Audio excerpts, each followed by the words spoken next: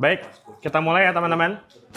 Bismillahirrahmanirrahim. Assalamualaikum warahmatullahi wabarakatuh. Waalaikumsalam warahmatullahi wabarakatuh. Ini kenapa pada mojok begini sih? Halo. Jangan halo-halo Peter, kedengeran banget di sini. Saya kemarin cek Iya, saya kedengeran. Waalaikumsalamnya gede banget sendiri lagi. Iya, jadi mic-nya mungkin taruh tengah aja lah. Jauh-jauhi dari Peter lah, jauh-jauh dari Peter. Assalamualaikum warahmatullahi wabarakatuh. Udah nempel ya, jangan ditempelin dong. Ya, it's okay, nggak apa-apa. Tapi nanti mungkin jangan di halo-haloin aja ya. Aman Pak. Aman ya. Oke. Ya, Hola. mungkin ini saya ngerasa ini kok kayak tengahnya kosong amat ya. Boleh agak majuan nggak sih? Terutama mungkin yang pojok Yang mungkin. paling belakang. Bener, yang paling belakang. Nah, yang pojok kan siapa nih yang di paling belakang? Sampingnya Justin ya, sama Justin lah berdua nih, tolong duduk di sini. Di sini. Biar respect, Depan. bro.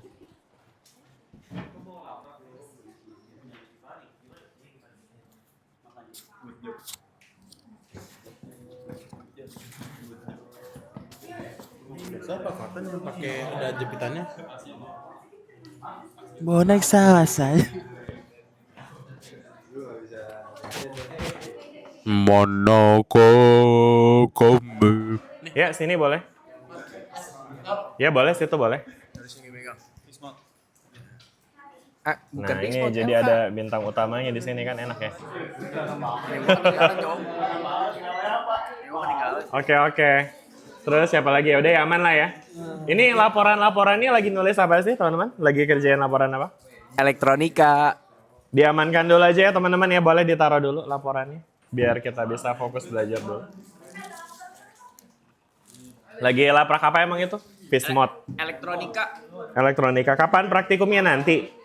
Jam berapa? Kagak ada praktikumnya. Jam 10. Kagak ada praktikumnya, Pak. Terus? Laporan akhirnya doang, Pak. Oke lah, aman lah mudah-mudahan nih. Jam berapa yang mau ngumpulinnya? 10? 10 kan ya? 10 sih. Ya nantilah diselesain setelah kuliah ya. 9.40 kan kita selesai. Nanti bisa diselesain tuh 20 menit sisanya. Lagian kenapa nggak ngerjain dari kemarin? Ya. Emang ya, salah. Oke ya, tolong ya teman-teman ya, dikondisikan ya. Ditaruh dulu laporan-laporannya. Biar kita bisa fokus buat belajar dulu ya. Oke. Teman-teman masih ingat nggak sih kemarin kita belajar apa aja? Kita recall dulu ya. Kemarin kita udah belajar apa aja sih teman-teman setelah semester ini? Setelah UTS maksudnya. Hari pertama kita belajar tentang hukum gravitasi Newton gitu ya kan ya.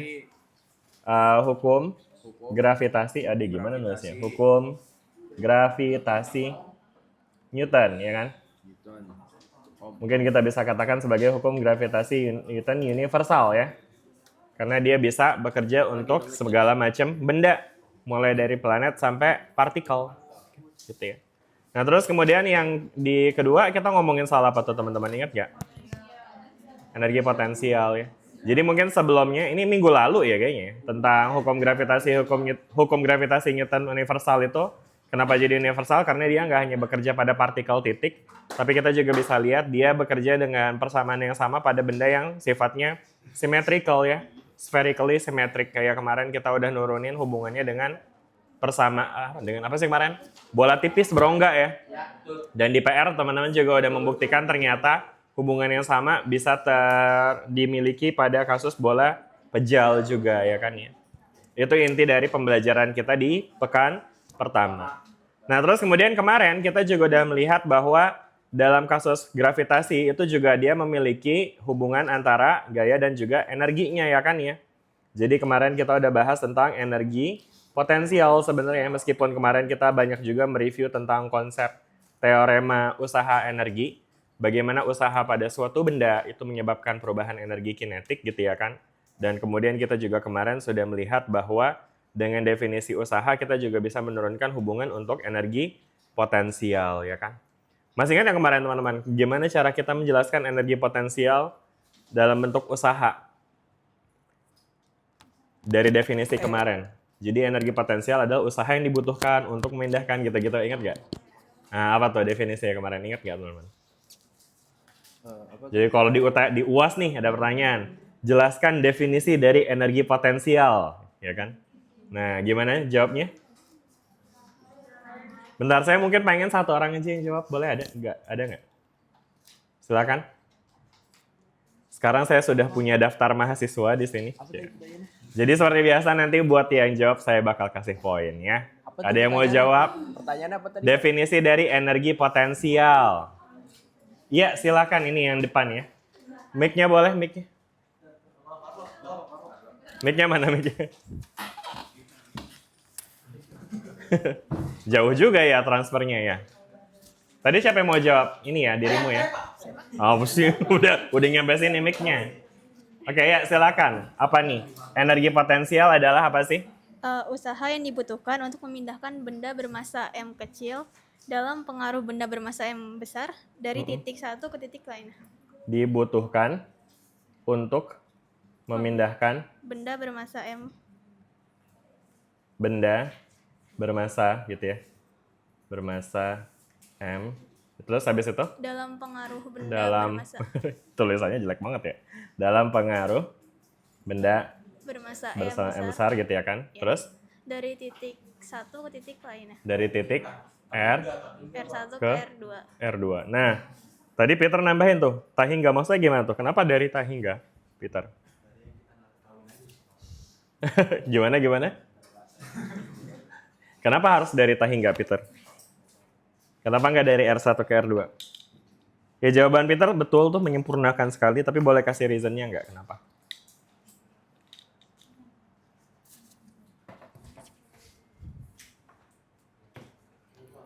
Gimana?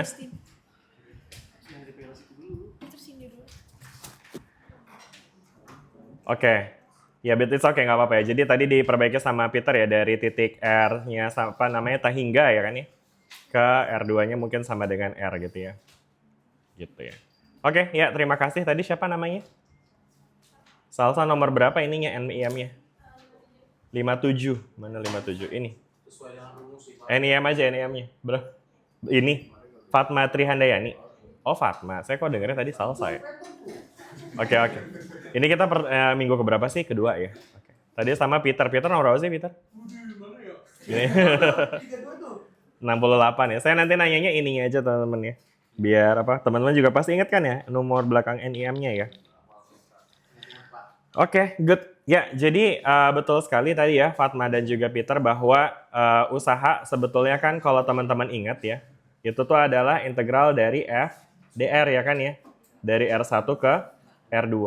Dan dari dari integrasi yang kita lakukan kemarin ternyata kita dapati ini akan jadi GMM per R2 ya kan dikurang sama negatif GMM per R1 gitu ya kan. Nah, makanya jadi untuk mendefinisikan si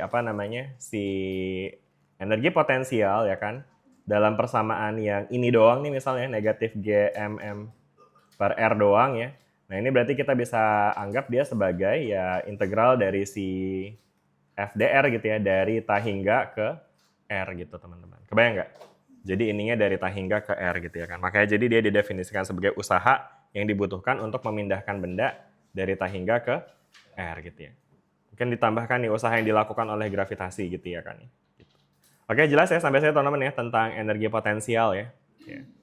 Nah, sekarang kita akan lanjut nih teman-teman ke bagian kita yang ketiga dari pembelajaran ini. Jadi sebenarnya kalau saya ngelihat di RPS kita sih harusnya di kemarin tuh kita juga sempat harusnya nih kita udah ngebahas tentang materi kita yang di minggu kedua ya, tentang orbit planet dengan hukum Kepler dan energi potensial gravitasi. Jadi di sini kita akan membahas tentang hukum Kepler tentang gerak planet. Ya. Nah, tapi teman-teman masih ingat nggak sih hukum Kepler itu apa? Pernah dengar hukum Kepler? Apa tuh hukum Kepler? Ada berapa tuh teman-teman? Ada 3. Ada apa aja tuh? Ada Kepler 1. Ada Kepler 2, ada Kepler 3. Benar? Benar. Apa? Elips apa? Iya, orbit elips ya. Terus hukum Kepler 2. Hukum kesetaraan luas.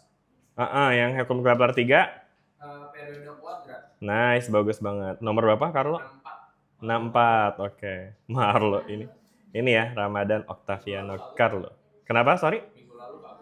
Minggu lalu enggak? Emang ada juga minggu lalu? Lalu yang di Ya udah ada semua nih ya, saya kasih poinnya tuh minggu lalu tuh ya. Udah happy ya? Oke.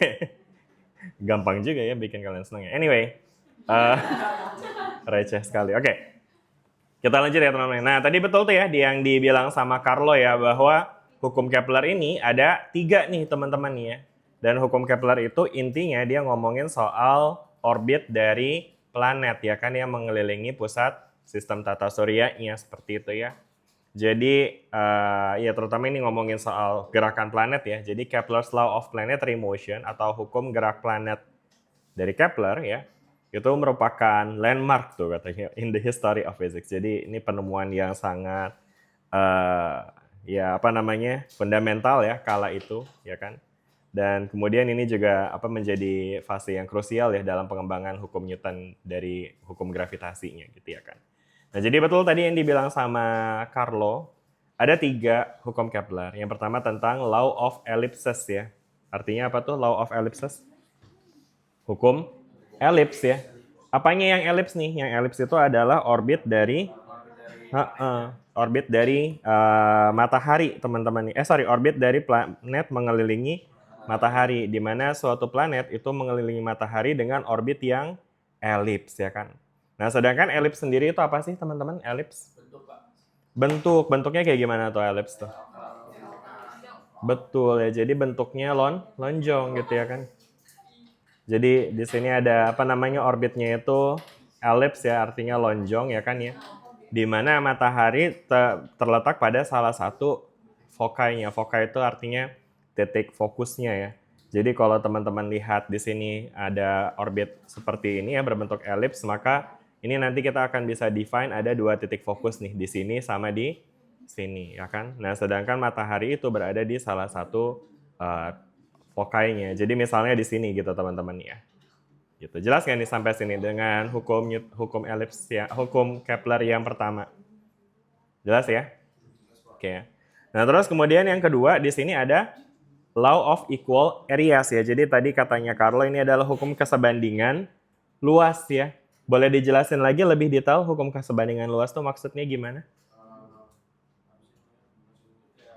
menyapu luas yang sama dalam waktu yang sama. Menyapu luas yang sama? Kecepatan orbit gitu. Menyapu luas yang sama dalam waktu yang sama. Betul banget ya. Jadi artinya kalau misalkan nih di sini kita punya titik ya kan ya. Kemudian ini misalnya kita ngomongin soal orbit bumi mengelilingi matahari gitu ya. Teman-teman tentu tahu bahwa berapa lamanya bumi mengelilingi matahari? 365 hari atau 1 tahun gitu ya kan ya. Nah, jadi misalkan di sini kita hitung dari sini sampai sini itu membutuhkan waktu 1 bulan gitu misalnya. Maka nanti teman-teman bakal bisa lihat di sini dia ada luas wilayah yang disapu nih selama 1 bulan ini gitu ya kan ya. Nah, sedangkan di sini ketika buminya misalnya sekarang ada di ujung sebelah sini ya kan, dan kemudian dia dalam rentang waktu yang sama, ternyata jarak yang ditempuh itu dia akan lebih pendek nih ya kan. Meanwhile, luasan areanya sama gitu ya. Jadi dalam rentang waktu yang sama, suatu planet itu akan menyapu luasan wilayah yang sama gitu ya kan. Jelas nggak nih teman-teman sampai sini ya? Katakanlah ini 1 bulan, ya ini juga 1 bulan. Ya meskipun kecil ya, ini belum ada 1 bulan gitu teman-teman ya. Ada 1. Dikit-dikit nyanyi. Ya gitu ya. Saya dari tadi ngomong itu juga kepikirannya lagu itu teman-teman. Terima kasih sudah menyuarakan. Bernadia. Oke, gitu ya teman-teman ya. Jelas sampai sini nih tentang law of equal areas? Jelas ya? Oke. Nah, terus kemudian yang kaidah yang ketiga apa nih katanya tuh? The square of harmonic ya, hukum harmonik. Gimana tuh? Ada yang mau jelasin hukum harmonik? Hukum harmonis itu kayak waktu revolusi. Waktu revolusi, Waktu revolusi planet. Di mana kayak hubungan antara jarak rata. Bentar, sorry. Ini mic-nya ada di Carlo nggak sih? Ini Pak. Boleh tolong dikirim ke Carlo? Keren banget nih Carlo, hari ini nih MVP nih kelihatannya nih. Gimana Carlo? Sorry. Jadi gimana hukum harmonik nih Carlo? Hukum harmonik tuh kayak hubungan jarak antara rata-rata apa sih namanya planet ke matahari, di mana matahari itu R, lalu waktu yang dibutuhkan satu kali orbit dalam bentuk T Hmm? dinyatakan dengan T kuadrat ya di sini infinite R pangkat 3. Betul ya. Jadi T kuadrat, apa intinya di sini tuh ngomongin soal hubungan antara perbandingan ya. Kenapa? Perbandingan kuadrat pada waktu periode planet dengan pangkat 3 jarak planet tersebut ke matahari ialah sama bagi seluruh planet. Betul. Jadi perbandingannya ya ngomongin ya. Saya ngomongin soal perbandingan dari kuadrat periode planet. Tadi dibilang sama Carlo tuh yang waktu revolusi tadi ya. Revolusi itu kan waktu yang adalah gerakan bumi yang mengelilingi matahari dalam satu siklus gitu ya. Jadi artinya periode yang dibutuhkan, periode kuadrat dari revolusi suatu planet itu akan sebanding dengan ini nih, directly proportional to ya. Di sini dia bilang ya, directly proportional artinya sebanding dengan pangkat 3 dari, nah ini kalau di sini tuh kita mendefinisikan dengan semi major axis teman-teman ya. Simbolnya A ya, jadi A pangkat 3. Yang mana sih semi major axis? Jadi teman-teman mungkin bakal bisa lihat dalam konteks elips ya, orbit elips kita bisa mendefinisikan ada yang namanya major axis sama minor axis ya. Major axis itu adalah yang bagian sini nih ya, panjang dari si elipsnya ya kan? Elipsnya. Ya benar ya, panjang dari elipsnya. Sedangkan kalau ini disebutnya minor axis nih teman-teman ya. Jadi major axis itu adalah yang ini ya kan? Nah, minor axis itu adalah yang vertikal ini. Jelas ya? Nah, semi major axis itu artinya setengah dari major axis. Jadi kalau setengah dari major axis berarti dia referring ke part yang ini nih teman-teman ya. Oke, atau mungkin kalau kita gambarin di sini nih. Nah, di sini ini A-nya nih teman-teman ya. Nah, jelas nggak sampai sini? Ya, jadi di sini tuh katanya periode planet pangkat 2 itu akan selalu sebanding dengan semi major axis pangkat 3 gitu ya. Sehingga dari sini nanti teman-teman juga bisa membandingkan antara planet-planet yang memiliki orbit yang mungkin eksentrisitasnya rendah ya, sehingga semi major axis-nya itu pendek ya. Ketika kita bandingkan dengan planet yang dengan eksentrisitas tinggi sehingga dia lebih lonjong gitu ya kan ya.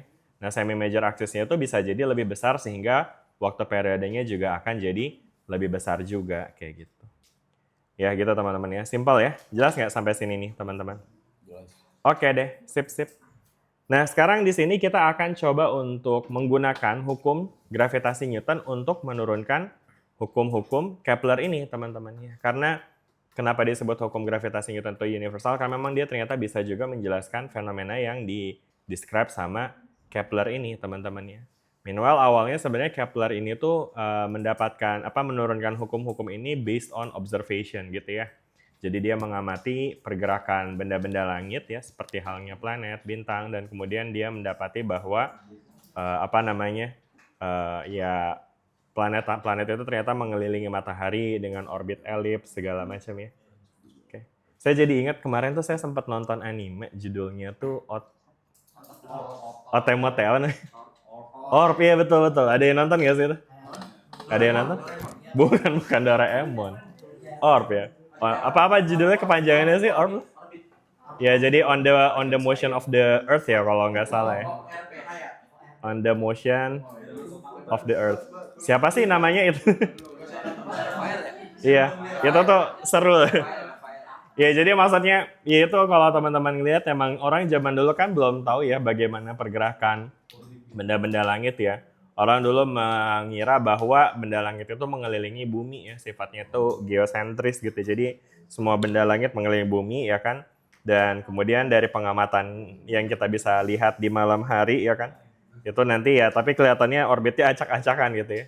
Nah, terus muncullah tuh ide yang ceritanya dulu ekstrim gitu ya, bilang bahwa ternyata bukan bumi yang dikelilingi sama benda, tapi sebenarnya bumi yang mengelilingi matahari kayak gitu ya kan. Meskipun ide itu kelihatannya ya agak ditentang lah gitu ya sama gereja segala macam ya.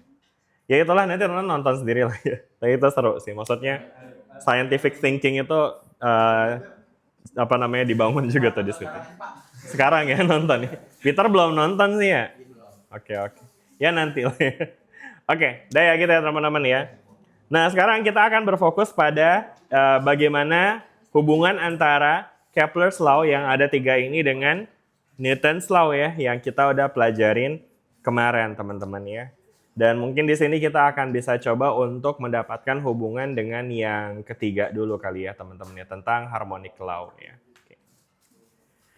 Oke, jadi di sini kita bisa mulai dengan memodelkan gerakan bumi mengelilingi matahari ya. Jadi let's say ini adalah matahari. Oke. Lalu kemudian di sini kita punya bumi yang mengelilingi matahari dengan orbit yang sebenarnya kalau untuk bumi itu dia itu ellipticalnya kecil ya teman-teman ya. Maka untuk bumi mungkin kita bisa untuk kasus ini kita coba sederhanakan dulu dengan mengasumsikan again bahwa lintasan bumi adalah orbit bumi adalah sirkular gitu ya. Jadi asumsi nih teman-teman ya, kita bisa mengasumsikan bumi ya kan memiliki orbit dengan lintasan yang melingkar. Oke? Udah ya teman-teman ya sampai sini ya. Oke. Nah, sekarang di sini kan tentu bumi akan bergerak mengelilingi matahari ya teman-teman ya. Kira-kira apa sih yang menyebabkan bumi bisa bergerak mengelilingi matahari? Apa? Kenapa? Apa yang menyebabkan bumi bisa mengelilingi matahari? Karena adanya gaya gravitasi. Emang kalau nggak ada gaya gravitasi gimana teman-teman? Acak-acakan. Dia bakal lurus ya instead of melingkar ya. Jadi mungkin teman-teman bisa kaitkan gaya gravitasi itu sebetulnya akan menyebabkan si bumi itu bergerak melingkar. Kok bisa sih teman-teman? Kan padahal gaya gravitasi itu kan berarah kemana sih? Kalau buminya di sini, berarti gaya gravitasinya kemana tuh? Ke sebelah kiri ya kan ya, ke arah matahari ya kan. Nah betul banget ya, jadi kayak megang tali gitu tuh. Iya, jadi mungkin teman-teman itu contoh yang sering banget saya pakai ya. Jadi kalau misalkan teman-teman bayangin di sini kita punya bola, kemudian kita gelindingkan ke depan ya kan, maka ya tentu dia bakal jalan aja lurus ya kan ya. Nah tapi sekarang kalau teman-teman bayangin di sini ada tiang, kemudian si bola tadi kita ikat dengan tiang ya kan, maka instead of ngegelinding lurus dia bakal ngelingkar gitu ya kan ya, gitu ya. Kenapa bisa ngelingkar? Karena di sini ada tali yang memberikan gaya yang berarah ke sini ya, ke pusat ya. Jadi sebenarnya di sini behaviornya gayanya itu tegak lurus dengan si kecepatan gitu ya teman-teman ya. Sehingga nanti lintasannya bakal melingkar gitu ya kan. Dan kenapa jadi melingkar? Karena mungkin teman-teman bisa bayangin ketika dia lintasannya ngebelok aja kayak gini ya kan. Nah nanti sekarang ketika dia belok berarti kan kecepatannya bakalan kayak gini ya teman-teman ya. Dan ketika dia kecepatannya gini, berarti kan tarikannya akan ke arah sini ya. Jadi artinya nanti teman-teman bakal bisa lihat tarikannya itu akan selalu berarah ke pusat pusat lingkarannya gitu ya, sehingga nanti dia bakal bergerak melingkar. Ini kayaknya ilustrasinya nggak pas deh. Mungkin kayak gini harusnya ya. Udah gitu teman-teman. Bisa dibayangin nih? Ya jadi nanti dia akan bakal bergerak melingkar terus gitu ya kan. Nah, sehingga dari sini kita punya gaya yang selalu berarah ke pusat lingkaran yang disebut sebagai gaya apa? Sentripetal, betul ya teman-teman ya. Jadi gaya sentripetal itu adalah gaya yang menyebabkan suatu benda bergerak melingkar. Sedangkan penyebab dari gayanya bisa macam-macam ya. Pada kasus bola yang diikat di tali, gaya sentripetalnya itu di-provide oleh si gaya tegang talinya. Sedangkan pada kasus bumi yang mengelilingi matahari, gaya sentripetalnya di-provide oleh gaya gravitasi. Betul. Jelas nggak sampai sini teman-teman? Oke ya. Oke, sip. Nah dari sini, mungkin ini saya hapus aja karena ini cuma contoh aja ya. Nah jadi dari sini kalau misalkan kita coba untuk menggunakan hukum Newton yang kedua teman-teman ya. Hukum Newton 2 apa bunyinya? Ya, sigma F sama dengan M dikali A gitu ya kan ya. Dimana sigma F pada kasus bumi bergerak mengelilingi matahari, itu sigma F-nya di-provide oleh siapa tadi? Gaya apa yang bekerja pada bumi? Gaya gravitasi, ya kan ya?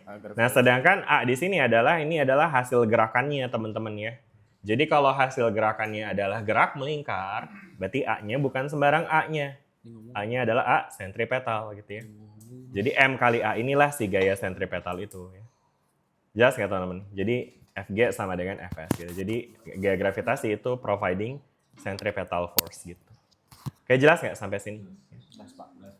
Oke, anyway kalau kita expand seperti ini aja, mungkin nanti teman-teman juga bisa ingat lagi bahwa percepatan sentripetal itu juga bisa kita turunkan dari suatu persamaan ya. Masih ingat nggak rumus dari percepatan sentripetal? Betul. Masih pada ingat ya? Pintar banget sih. Oh, Zakwan. Oh, Zakwan ya, the one and only. Enggak dong ya. Ya, saya harap teman-teman juga pada ingat kok. Cuma malu-malu aja. Zakwan mewakili aja ya. Kali. Husnuzon aja dulu, ya kan? Oke, ya jadi di sini dia adalah ini ya teman-teman ya. M dikali dengan V kuadrat per R ya. Dimana M-nya ini mungkin kita bisa lebih spesifik ya, ini adalah masanya si bumi ya teman-teman. Karena ini yang lagi kita omongin itu adalah gerakan si bumi ya kan. Jadi ini gaya total pada bumi itu sama dengan masanya bumi dikali percepatannya sentripetalnya itu ya. Jadi ini adalah massa bumi teman-teman ya. Jadi massa bumi mungkin kita bisa kasih MB ya kan. Gimana tulisnya? Di sini MB ya kan. Nah sedangkan massa matahari itu jadinya MM gitu. M ya. Pakai bahasa Inggris saya kali ya, MS sama MI gitu ya kan. Anjay. Massa dari matahari, mass of the sun and mass of the earth. Oke? Gitu ya. Oke. Jelas sampai sini nih. Ya jadi ini adalah massanya si matahari bumi ya. F on the earth itu mass on the earth. Mass of the earth and then times V squared over R ya kan. Where the V here is the speed of the earth ya kan, orbiting the sun. Jadi kecepatannya si bumi mengelilingi matahari. Sedangkan kalau R-nya apa nih? R-nya itu adalah ya jari-jari si ininya ya. Jari-jari si orbitnya gitu ya kan ya. R-nya yang ini nih teman-teman gitu ya.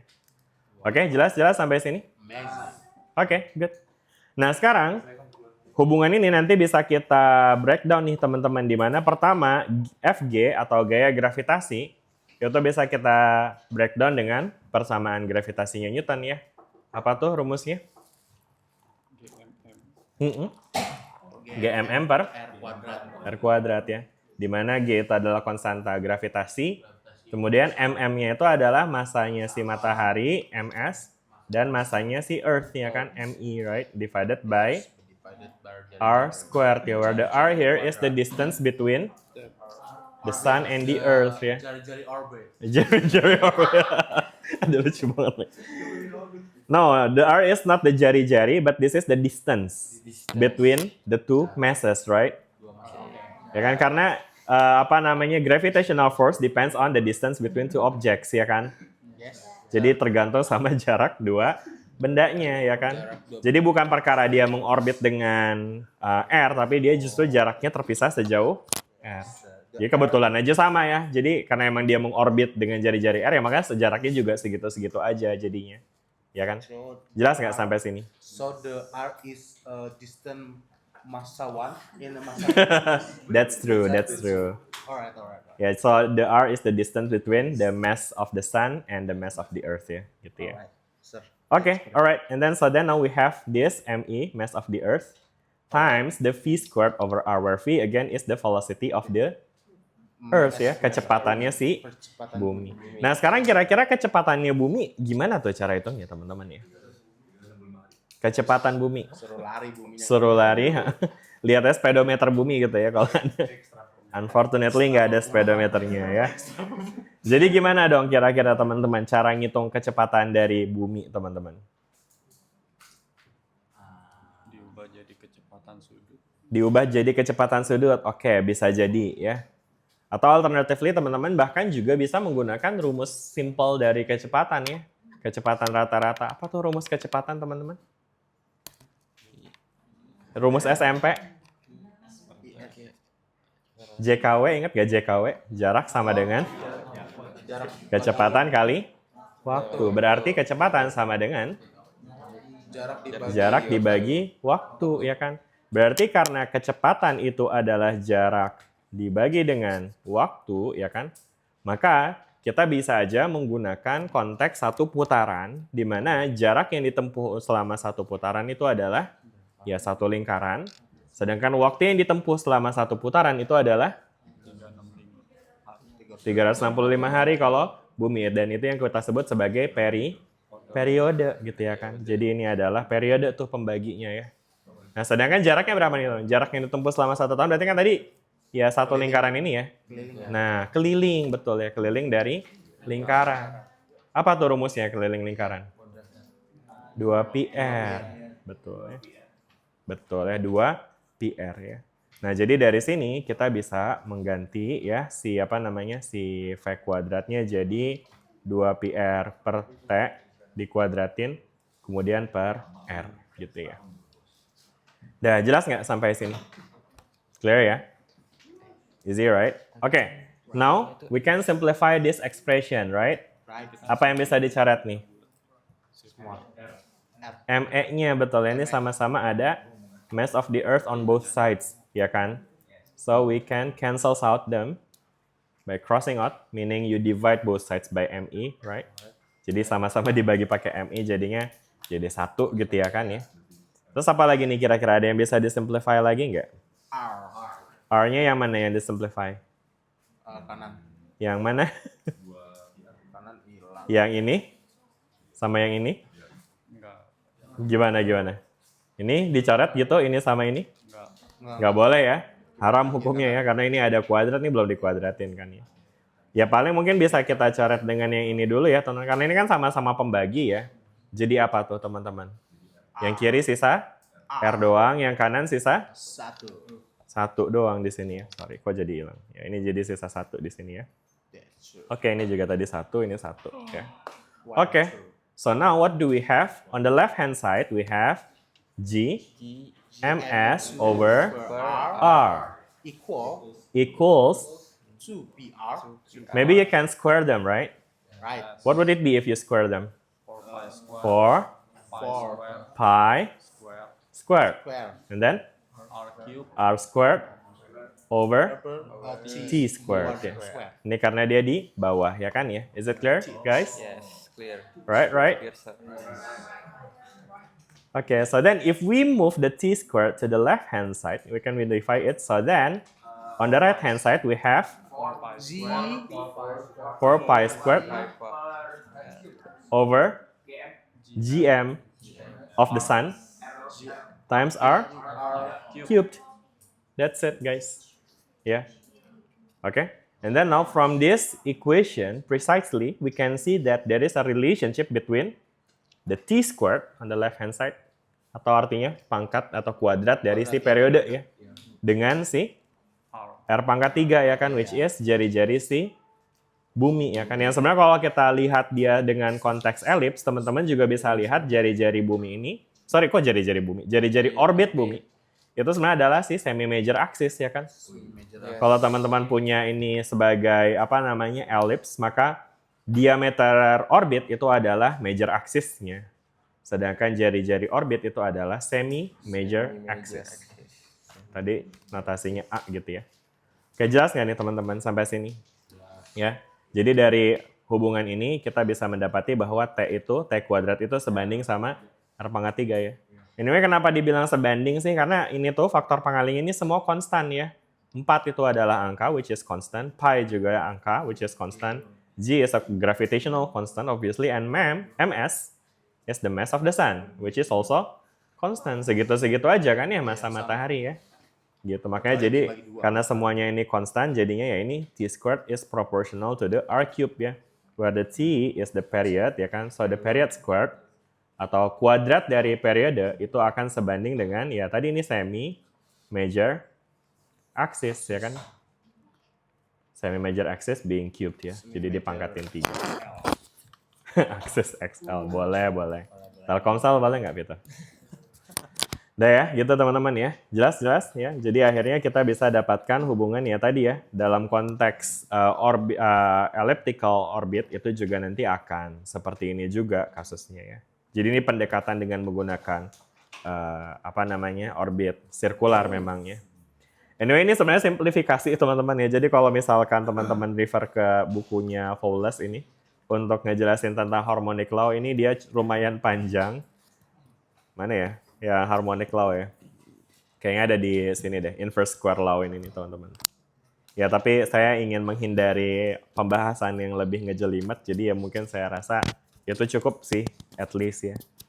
Jadi hopefully nanti kalau emang nanti muncul di UTS tentang buktikan hukum Newton Kepler ketiga, teman-teman bisa melakukan pendekatan dengan menggunakan orbit lingkaran aja ya. Ini again, tapi ini perlu dicatat, ini adalah penyederhanaan nih ya teman-teman. Gitu. Oke, jelas ya teman-teman sampai sini tentang hukum Kepler ketiga. Ada pertanyaan nggak sampai sini? Ya, silakan. Oh, kirain ada yang mau tanya. Nggak ada. Ada yang mau tanya? Aman? Ya, ini hukum Kepler 3. Kepler tuh gimana sih nulisnya? Oh, coba saya. Kepler. Kepler's law. Hukum Kepler 3. Dah. Oke. Dah, ada yang mau tanya nggak sampai sini nih tentang completely derivation-nya tadi? Jelas ya? Oke, demikian teman-teman. Oh, enggak dong. Happy sekali mau lanjutin praktek ini kayaknya laporan praktikum ya. Oke, udah jelas ya teman-teman ya tentang yang hukum Kepler ketiganya ini ya teman-teman ya. Yes. Udah nggak ada pertanyaan? Oke, baik. Sekarang kita akan lanjut teman-teman ke bagian yang kedua ya, di mana di sini sekarang kita akan ngebahas tentang hukum Kepler yang kedua. Kalau hukum Kepler yang kedua apa tadi teman-teman? Ada yang masih ingat? WhatsApp.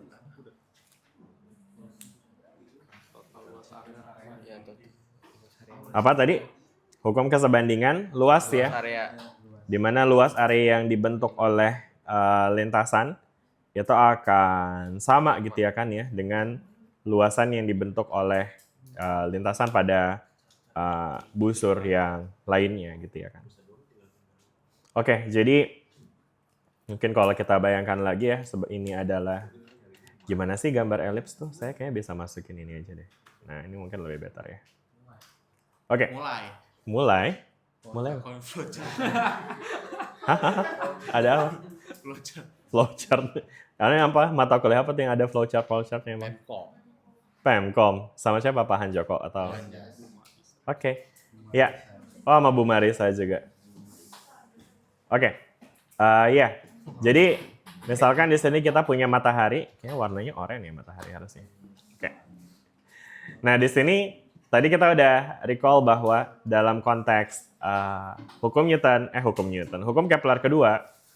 Kepler kedua bilang bahwa suatu lintasan yang ditempuh dalam waktu yang sama, ya kan, pada suatu orbit lengkung, orbit elips ya, itu dia akan menyapu luasan area yang sama ya, pada waktu yang sama tadi ya kan ya, gitu. Oke. Jadi kalau kita gambarkan tadi kita akan bisa visualisasikan seperti ini. Oke. Nah, sekarang karena waktunya sama, ya kan ya. Sedangkan jarak yang ditempuh ini sama apa beda nih, teman-teman? Beda ya. Jadi kalau kita bandingkan antara jarak yang ditempuh pada sisi sekiri orbit, let's say ini S1, ya kan, atau ya oke, S1. Dan kemudian ini adalah S2, ya kan ya. Nah, dari sini kita bisa lihat S1 itu lebih jauh daripada S2. Sedangkan T-nya gimana tuh, teman-teman? T1 sama T2, mana yang lebih lama? T2. Ada yang bilang T2 lebih lama? Mana yang lebih lama? Sama. Ini balik lagi tadi nih, ngomongin apa nih hukum Kepler 2 kan ya? Hukum Kepler 2 bilang bahwa dalam waktu yang sama, luasan areanya sama ya. Jadi artinya kalau ini A1 sama dengan A2, maka T1-nya sama dengan T2 gitu ya.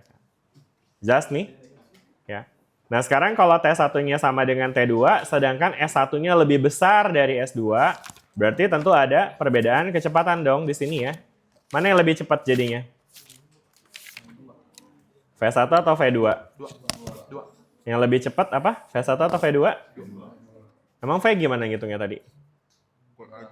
Jarak dibagi waktu ya kan, ini S1 per T1, ini S2 per T2. Ya kan? T-nya gimana? Mana yang lebih gede? T-nya sama. S-nya mana yang lebih gede? S1. Berarti V-nya mana yang lebih gede? V1. Mana tadi yang bilang FE2 lebih gede? Nih Pak. Oh, ini orangnya langsung ditunjuk dong ya.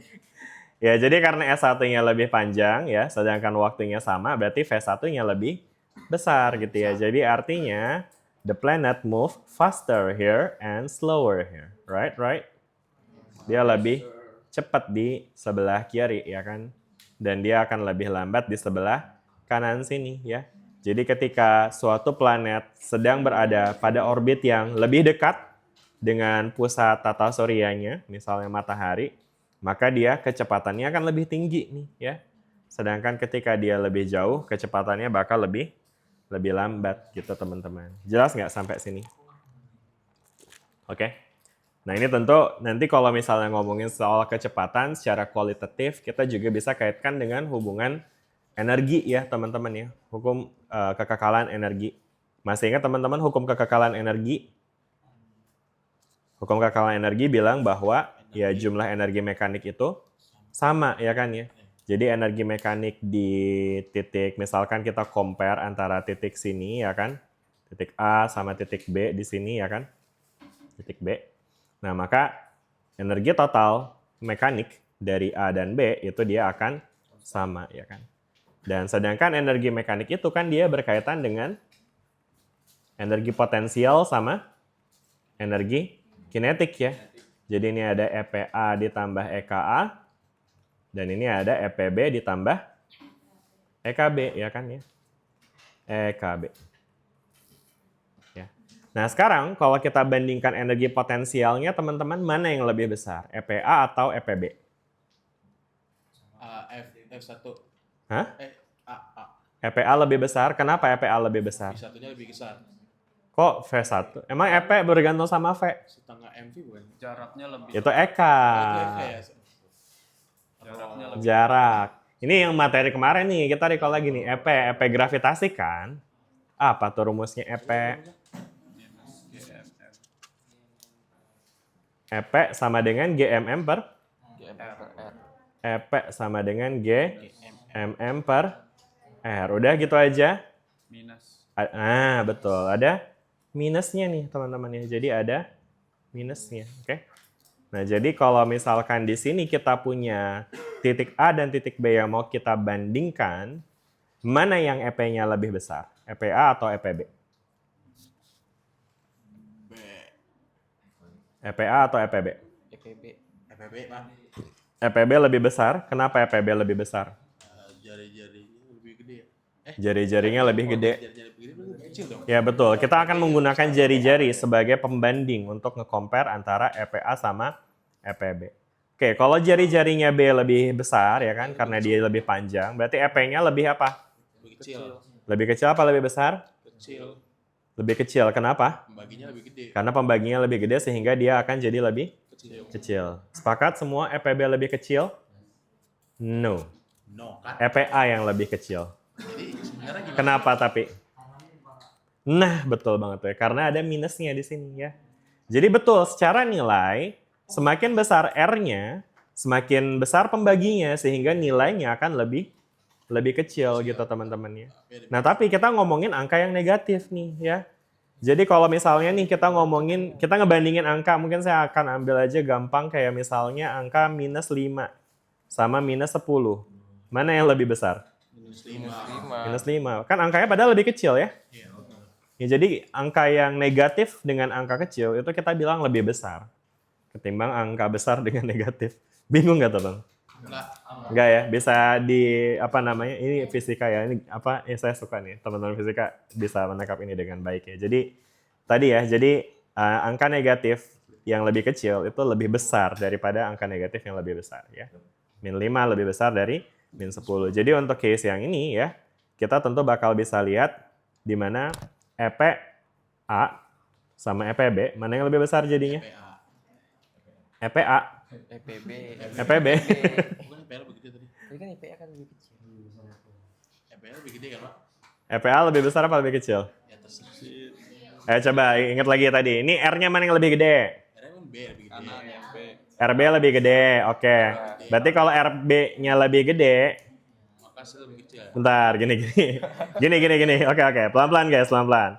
Kalau kita bandingkan antara RA sama RB, mana yang lebih gede? RB. RB, good. Sekarang kalau kita bandingkan GMM per RA sama GMM per RB, berarti mana yang lebih gede? RA. B RA. Yang A. Per RA apa per RB yang lebih gede jadinya? RA gede. Yang per RB, per RA dong yang lebih gede, ya kan ya? Tapi ada Nah, tapi sekarang ada minusnya. Berarti kalau ada minusnya mana yang lebih gede? RB. Gitu. Kebayang nggak nih puter-puterannya? Ya boleh Pak. Ya, kalau ngelihat huruf doang mungkin mabok, teman-teman juga bisa bayang kayak gini. 10 sama 5, mana yang lebih gede? Tapi lebih kecil, tapi kan ada bisa dia. Tapi min 10 sama min 5, mana yang lebih gede? Jadi dengan introducing negative sign, itu tanda besar kecil tuh akan berubah. Jelas nggak teman-teman sampai sini? Udah ya, oke ya? Udah ya? Nah, jadi dari sini nanti teman-teman bakal bisa lihat bahwa karena EPA lebih kecil daripada, bentar ini saya taruh sini kesimpulannya. Jadi EPA lebih kecil daripada EPB, ya kan ya? Maka kalau kita compare EK-nya, mana yang akan lebih besar jadinya? Based on the conservation of energy. Kalau EPA lebih kecil, EPB lebih besar, mana yang lebih besar? EK-nya. EKA atau EKB? EKA. EKA lebih besar, sepakat semua? Ya, ya. Sepakat ya, and yes, that's true. Kenapa? Karena ya kalau ini lebih kecil, maka ini nggak mungkin sama nih. Masa kecil tambah kecil sama dengan besar tambah besar? Nggak balance jadinya ya. Jadi ketika dia EPA-nya lebih kecil, sedangkan EPB-nya lebih besar, konsekuensinya EKA-nya akan lebih besar. EKB-nya akan lebih kecil. Dan konteksnya dalam konteks kecepatan, karena energi kinetik itu berkaitan dengan kecepatan, semakin besar energi kinetik berarti semakin besar juga kecepatannya. Berarti di A itu dia akan move faster, lebih cepat. Di B dia lebih gerak lebih slower, ya kan? Dan itu sesuai sama ya ini hukum Kepler yang kedua ini, di mana ketika dia lebih dekat ternyata dia move faster, ya kan? Karena dia menyapu area yang sama sehingga jaraknya itu akan lebih panjang gitu ya. Sedangkan yang ini dia slower, jadi dia jaraknya lebih pendek gitu ya. Oke, jelas nggak nih teman-teman sampai sini asosiasinya dengan energi? Clear, clear? Ada pertanyaan nggak sampai sini? Udah ya? Oke, baik. Kalau begitu demikian teman-teman. Nggak ada yang... Ya demikian hukum Newton yang ke sininya ya. Kita akan lanjut lagi ya teman-teman ya. Ini sebenarnya sekarang masih ngomongin soal hukum Newton yang kedua. Hukum Kepler ya. Bentar, ini kayaknya saya perlu kasih title. Hukum Kepler 1, 2, 3 ya. Kepler yang keberapa tadi teman-teman yang ini? Kepler yang keberapa ini? Hukum Kepler 3 gitu ya. Jadi di hukum Kepler 3 kita bisa menurunkan hubungan dengan menggunakan tadi ya konsep hukum Newton dan juga gravitasi teman-teman ya. Nah, sedangkan kalau yang ini tadi kita lagi ngebahas soal hukum Kepler keberapa? Hukum Kepler kedua ya. Oke, sip. Udah ya. Oke. Nah, sekarang kita akan lanjut lagi nih teman-teman ya ke masih ngomongin soal hukum Kepler 2 ya, di mana tadi kita punya hubungan antara luas area dengan apa namanya tadi? Dengan luas area dengan waktu. Oke. Ya. Nah, sekarang kita akan coba untuk analisis lebih jauh terkait dengan hukum Kepler 2 ya. Jadi sekarang mungkin saya akan ajak teman-teman untuk bayangkan lagi, misalkan di sini kita punya bumi ya kan ya yang sedang berada di sebelah sini ya. Tentu bumi ini bergerak karena ada pengaruh dari gaya gravitasi dari si matahari ya kan ya. Jadi gaya gravitasinya itu akan berarah ke sini ya kan ya. Jadi di sini ada vektor gaya ya kan ya yang berarah ke pusat matahari ya kan ya. Nah, sedangkan si buminya ini sendiri dia itu kan berada pada vektor posisi R ya. Kalau teman-teman ingat kemarin kita mendefinisikan vektor posisi R ya kan. Di mana vektor posisi kalau misalkan kita ambil si matahari sebagai pusat koordinat, maka vektor R-nya akan seperti ini. Oke? Gitu ya. Nah, sekarang di sini kita akan mencoba menganalisis dengan menggunakan torsi, teman-teman. Torsi. Pernah dengar istilah torsi? Ini ada di Fisdas 1 ya mestinya. Tentang dinamika gerak rotasi ya kan? Torsi itu adalah apa sih teman-teman torsi? Masih ingat nggak torsi itu apa? Torsi itu ukuran kecenderungan, Pak. Kecenderungan apa? Suatu gaya untuk memutar benda. Bagus, benar banget ya. Jadi torsi itu adalah kecenderungan benda untuk memutar memberikan gerakan memutar gitu ya. Mana Carlo di sini? Mana sih Carlo kok hilang? Oke. Ya, jadi tadi betul ya. Jadi torsi itu adalah kecenderungan gaya yang menyebabkan perputaran suatu benda gitu ya kan ya. Dan kemudian torsi itu nanti berarti karena dia berkaitan dengan gaya ya. Jadi nanti untuk menghitung torsi itu dia akan sebanding dengan gaya. Dimana semakin besar gaya yang diberikan, semakin besar juga torsi yang dihasilkan seharusnya ya. Nah, namun nggak cuma tergantung sama gaya aja ya. Ada satu variabel lain yang mempengaruhi besarnya torsi. Variabel apakah itu? Panjang apa sih? Panjang apa tuh? Antara gaya dengan titik. Apa tuh namanya? Yang torsi ya? Bahasa Inggrisnya arm length ya. Atau lengan gaya gitu ya, atau panjang lengannya gitu ya kan. Jadi kalau misalkan teman-teman recall tentang konsep torsi ya kan, torsi itu bisa kita berikan ketika suatu benda itu memiliki sumbu putar ya.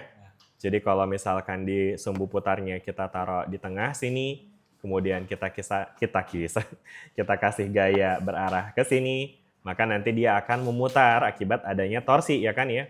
Yang mana besarnya torsi itu akan tergantung sama besarnya gaya dan juga lengan gaya ini nih teman-teman ya. Jadi ini ada lengan gayanya ya. Oke? Gitu ya kan. Dan kalau kita nyatakan dalam notasi vektor ya, maka torsi itu bisa kita dapat dari cross product ya antara R dengan si F nih teman-teman. Oke? Jadi cross product antara R dengan F. Di mana cross product itu artinya apa sih teman-teman cross product? Vektor yang tegak lurus, betul ya. Jadi simbol ini menyatakan cross product ya kan.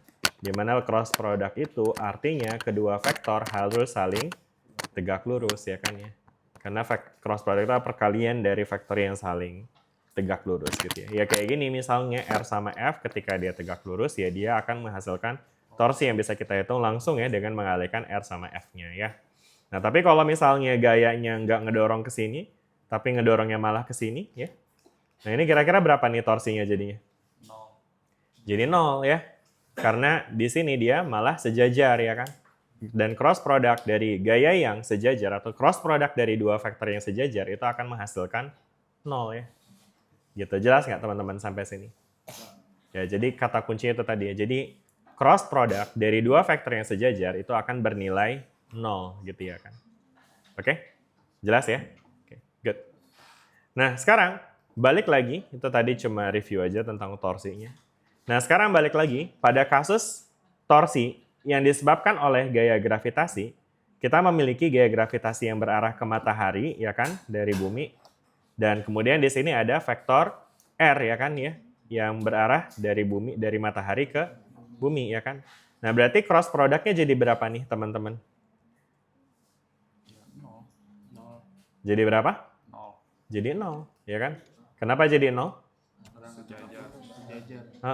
Karena R sama F-nya itu dia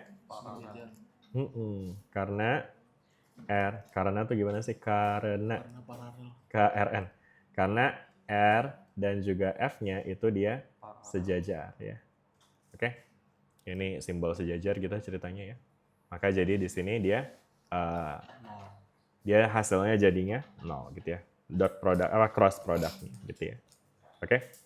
Gitu ya, sehingga artinya di sini ya tidak ada torsi yang disebabkan oleh gravitasi itu pada bumi itu 0 gitu ya.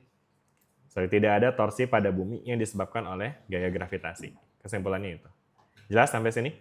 Oke. Nah, sekarang kita akan coba kaitkan lagi dengan hukum kesetimbangan sebenarnya nantinya teman-teman. Karena di sini kita punya total torsi yang nilainya 0, berarti planetnya tersebut itu akan bergerak dengan momentum yang konstan ya. Kenapa tiba-tiba jadi momentum nih? Karena mungkin teman-teman bisa recall lagi hukum Newton. Kita coba recall hukum Newton ya teman-teman. Hukum Newton ada berapa? 3. Yang pertama, Sigma F sama dengan 0. sigma F sama dengan 0.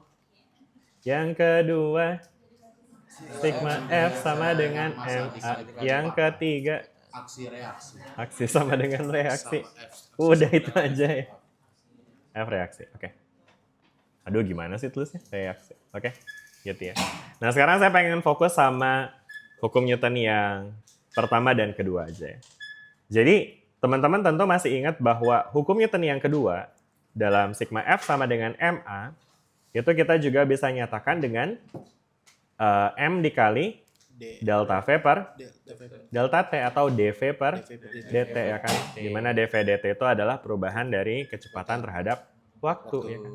Sedangkan kalau M dikali V itu apa teman-teman? M dikali V itu adalah momentum gitu ya kan ya. Di sini teman mungkin bisa tuliskan ya, karena M kali V sama dengan momentum ya kan. V sama dengan M kali V, berarti M kali delta V itu tidak lain tidak bukan adalah perubahan momentum ya kan ya. Karena M kali delta V berarti kan M dikali V awal dikurang dengan M dikali V akhir dikurang dengan M kali V awal gitu. Kebayang nggak? Jadi ya artinya dia menggambarkan perubahan momentum ya. Jadi sederhananya si hukum Newton kedua atau sigma F itu bisa juga kita nyatakan sebagai perubahan momentum per waktu. Jelas nggak sampai sini teman-teman? Jelas, Pak. Oke, good. Nah ini adalah hukum Newton pada gerak linier ya kan ya. Pada dinamika linier. Nah maka hukum Newton juga bisa kita apply pada konteks rotational ya atau melingkar ya kan ya. Dimana dalam konteks gerak melingkar tadi kita punya apa nih? Instead of F, kita punya yang namanya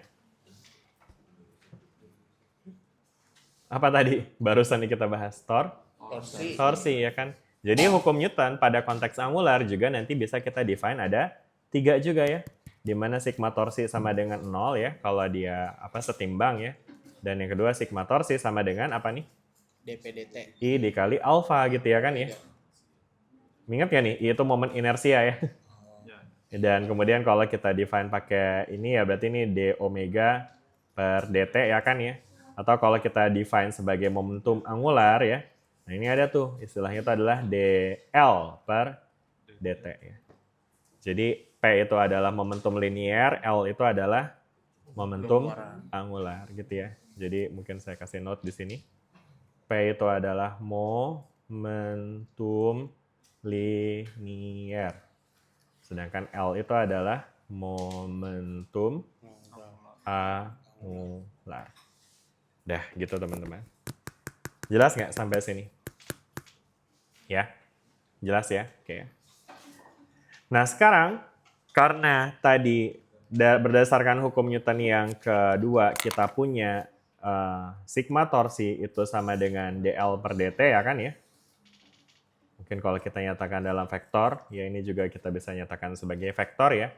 Dan kemudian karena di sini dia tadi pada kasus ini torsinya sama dengan 0 ya. Berarti dl dt-nya itu sama dengan 0 gitu ya. Atau L-nya konstan betul ya. Ya jadi karena torsinya sama dengan 0 ya, maka dl dt-nya juga 0 gitu ya kan ya. Atau gimana sih atau L-nya itu konstan. Konstan. Uhuy. Ada lagi yang bilang uhuy. Oke ya. Jelas ya? Sampai sini jelas nggak nih teman-teman? L-nya konstan. Konstan. Aduh, enggak ini dadatin nih. Udah ya? Lanjut ya teman-teman ya. L-nya konstan. Oke. Nah sekarang kita akan lanjut lagi. L atau momentum angular itu juga sebenarnya bisa kita dapatkan dari perkalian cross antara R dengan momentum linier ya. Jadi kalau teman-teman bayangkan tadi di sini kita punya R ya kan, sedangkan di sini si planetnya sendiri bergerak dengan kecepatan V, let's say ke sini ya. Oke. Sehingga karena dia bergerak dengan kecepatan v, berarti nanti dia bakal punya momentum tuh. Berapa nih momentumnya si planet kalau kecepatannya v? Momentumnya planet jadi mv, betul ya. Jadi momentumnya planet jadinya mv gitu ya, teman-teman. Jelas ya? Ya. Nah, sehingga sekarang karena kenapa? Oh enggak, oke. Ya. Nah, jadi sekarang L itu teman-teman ya, teman-teman bisa recall lagi ya. Jadi L itu ya, L ini hubungan antara momentum linear sama momentum angular itu ada lagi nih, teman-teman ya.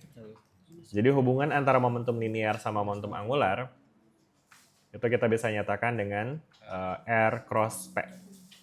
Ya. Jadi dia didapatkan dari cross product juga nih ya antara R dengan P ya.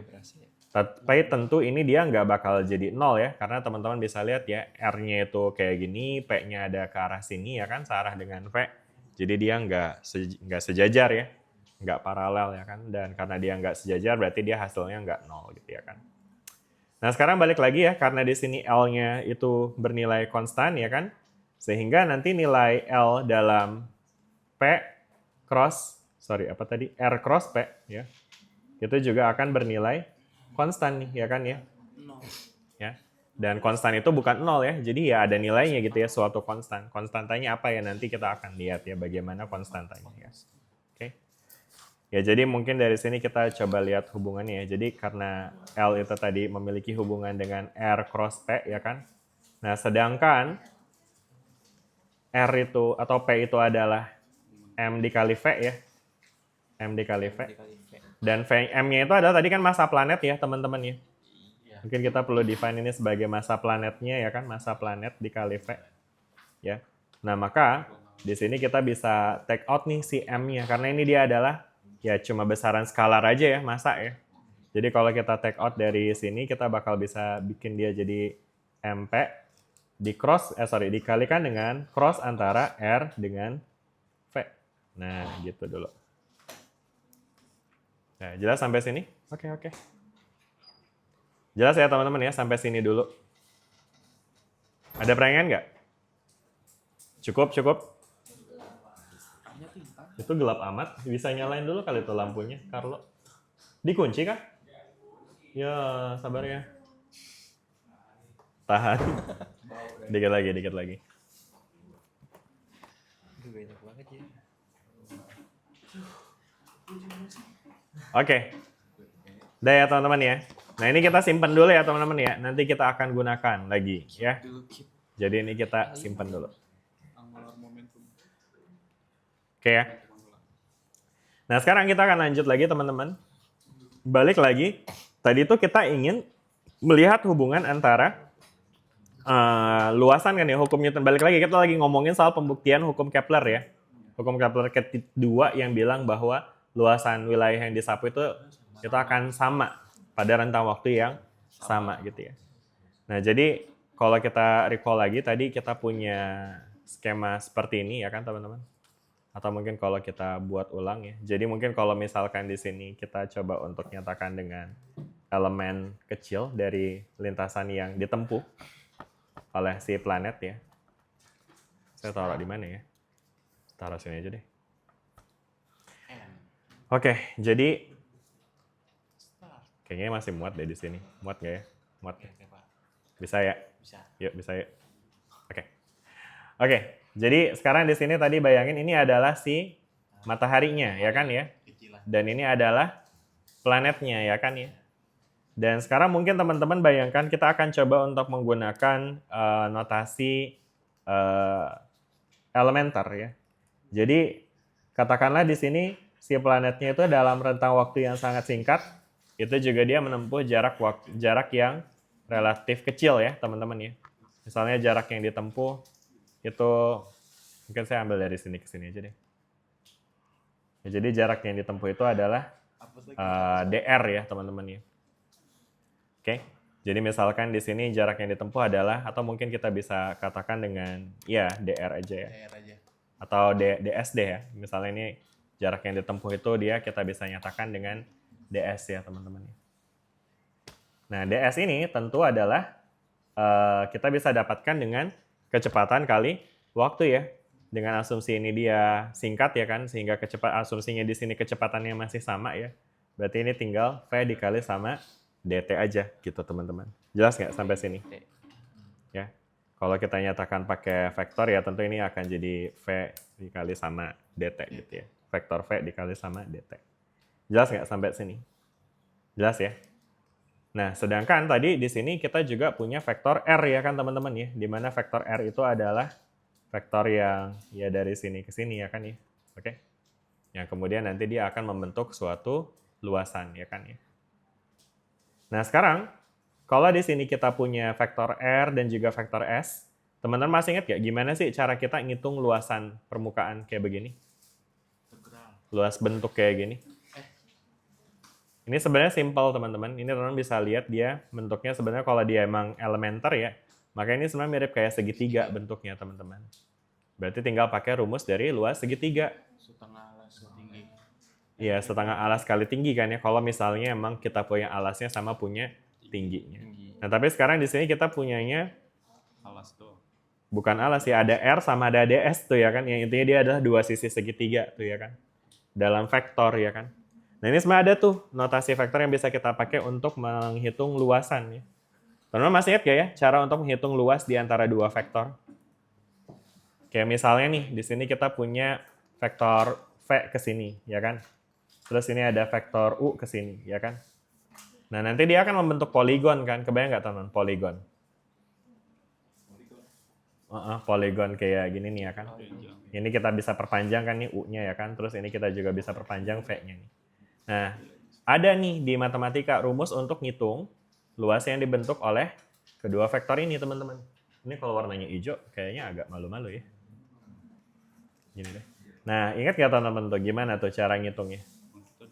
Kalau kita punya dua vektor, gimana cara ngitung luas yang dibentuk oleh kedua vektor tersebut?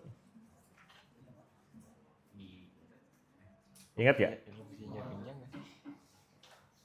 Gimana? Apa?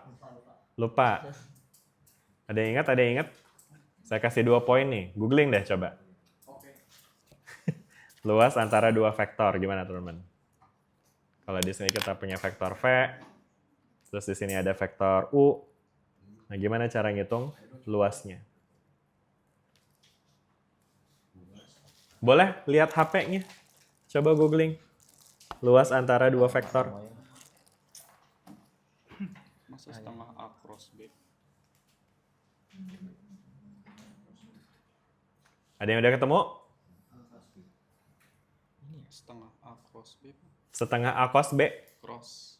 Gimana? Setengah A cross B. Berarti kalau ada U sama V, dia akan jadi setengah A U cross V gitu ya. Gini? Sepakat ya? Oke, sip. Bagus, Zakwan. Siapa? Nomor berapa, Zakwan? 10. 10. Mana nih? 10. Oke deh. Sip. Tadi saya bilang 2 ya. Oke deh. Sip. Ya, jadi ya ini sebenarnya kalau misalnya poligon doang ya, ini tuh sebenarnya belum ada setengahnya harusnya. Jadi luas poligon yang dibentuk oleh dua vektor itu bisa kita dapatkan sebagai dari U cross V ya. Sebenarnya lebih lengkapnya panjang dari U cross V. Karena kalau U cross V doang itu akan menjadi vektor lagi ya kan ya. Yang arahnya itu akan tegak lurus nih. Jadi U cross V itu dia nanti akan berarah ke sebelah sini teman-teman. Ini U cross V ya.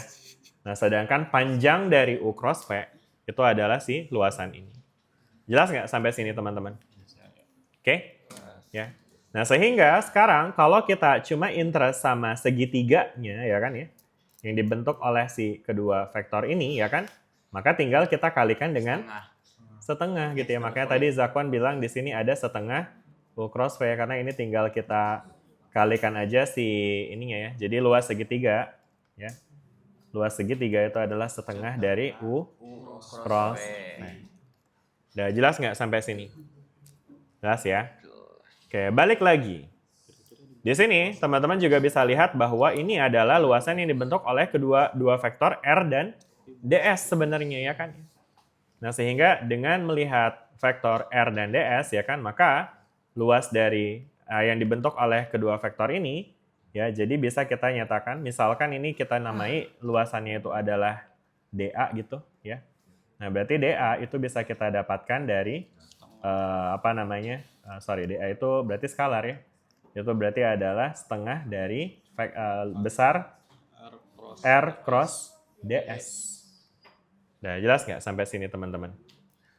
Ya, berarti nanti dA sama dengan setengah dari, nah ini S itu kan tadi, ds itu adalah, mungkin saya tulis ini aja, setengah R cross V dt ya. Nah, berarti kalau di sini karena dt itu adalah besaran skalar kan ya, karena waktu kan. Berarti nanti kita bisa tulis jadi setengah panjang dari R cross V. Nah, terus dikali sama dt. Udah gitu teman-teman. Jelas nggak sampai sini teman-teman? Ada pertanyaan nggak? Ada pertanyaan? Tidak ada? Oke. Nah, sekarang kita lanjut ke sini ya. Jadi tadi kita punya hubungan antara dA sama dengan setengah dikali besar dari R cross V dt ya kan. Nah, sedangkan tadi kita juga punya L sama dengan MP dari R cross V ya kan ya. Nah, berarti kan kalau kita bagi nih misalnya teman-teman L per MP itu sama dengan R cross V ya kan ya. Nah, sedangkan kalau kita ambil panjangnya, ya kan? Berarti nanti panjang dari vektor L itu kan ya udah suatu nilai L ya kan, atau momentum angular dibagi dengan MP. Yang sama dengan R cross V gitu ya kan. Nah, R cross V apa tuh tadi teman-teman? Kalau dari sini. DA, 2DA. Berarti R cross V, panjang dari R cross V, itu akan sama dengan 2 dA per dt gitu ya. Nah, berarti ini sekarang kita bakal bisa lihat ya panjang dari ini berarti sama dengan 2 dA per dt ya. Oke. Nah, sekarang kalau kita atur ulang ya dengan dA sebagai subject of the formula sebelah kirinya. Berarti nanti dia akan sama dengan setengah L per MP atau tulis L per 2 MP aja lah ya. L per 2 massa planet dikali sama dt gitu ya kan. Oke, jelas sampai sini? Ya. Di mana L itu nilainya adalah tadi karena tidak ada torsi, L-nya itu bernilai konstan. Sedangkan massa planet itu bernilai konstan. Sehingga ini faktor pengaling ini semua bersifat konstan. Sehingga ekspresi ini sebenarnya menggambarkan kesebandingan antara dA dengan dt. Artinya dA itu apa sih? Ya, si luasan yang disapu ya. Dan dt itu adalah waktunya gitu ya. Jadi artinya ekspresi ini menggambarkan ya persamaan antara atau kesebandingan antara luasan area yang disapu oleh si planet dengan si waktunya gitu ya. Jadi teman-teman bisa bayangkan dengan ekspresi ini kita juga bisa bilang bahwa pada waktu yang sama berarti nanti luasan permukaan yang disapu juga sama gitu ya. Oke. Jadi ini adalah ekspresi dari hukum Kepler yang keberapa tadi nih? 2 gitu teman-teman ya. Oke. Jelas sampai sini? Udah ya? Oke deh. Ya, kayaknya sih udah sih, cukup sampai situ. Demikian teman-teman. Kok nggak ada yang happy sih? Biasanya yeay. Ya, kali ini beneran demikian teman. Udah selesai materinya. Yeay. Ya, jadi kita coba sum up ya teman-teman ya. Jadi tadi ya, kita bisa lihat bahwa ternyata dari hukum gravitasi Newton universal, kita bisa dapatkan banyak hubungan ya. Di mana kita bisa lihat bagaimana gravitasi Newton itu dikaitkan dengan energi potensial dan juga hukum Kepler. Dan di hukum Kepler kita punya 3 macam hukum ya. Di mana hukum 3 sama hukum 2-nya barusan kita sudah buktikan ya. Kenapa itu? Mati AC-nya? Tadi matiin, Tin. Emang mati. Bisa nggak? Malah dimatiin? Ya udahlah biarin dan ntar aja, ini bentar lagi juga mau bubaran kan nih. Oke ya. Jadi tadi ya teman-teman bisa lihat ya hukum gravitasi Newton universal ternyata bisa di-apply untuk proving Kepler's law ya. Hukum Kepler. Hukum Kepler yang pertama bisa dibuktikan dengan seperti ini ya. Dengan kaitkan antara hukum Newton kedua dan juga gerak sentripetal. Dan kita dapatkan hubungan seperti ini sesuai hukum Kepler ketiga. Sedangkan hukum Kepler kedua bisa dianalisis dengan dua point of view ya. Kita bisa analisis dari point of view energi, bisa juga dianalisis dari point of view ini ya, luasan wilayahnya tadi ya. Oke. Dari point of view of energy, tadi kita udah bahas ya teman-teman ya, di mana ketika jaraknya lebih jauh, itu dia akan bergerak dengan kecepatan yang lebih lambat ya kan ya. Kenapa bisa begitu ya? Karena hukum kekekalan energi ya kan. Makanya tadi kita udah bisa bandingkan dan ini make sense ya ketika, dan ini berarti sesuai dengan hukum hukum Kepler yang kedua indirectly ya. Nah, sedangkan dengan analisis geometri tadi kita juga bisa dapatkan hubungan di mana luasan permukaan yang disapu oleh si planet itu akan sama pada rentang waktu yang sama. Oke, demikian perkuliahan kita hari ini teman-teman. Nanti bakal ada PR insya Allah.